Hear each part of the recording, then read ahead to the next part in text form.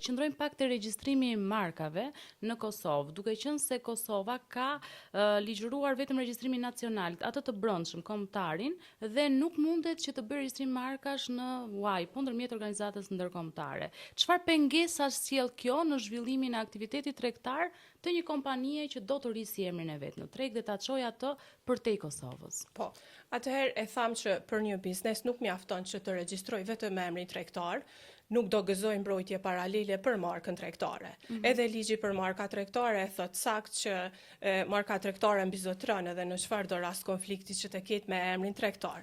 Andaj secila kompani do të duhet që të regjistroj markat e tyre tregtare, këtë mund ta bëj pranë Agjencionit për Pronësi Industriale në Kosovë.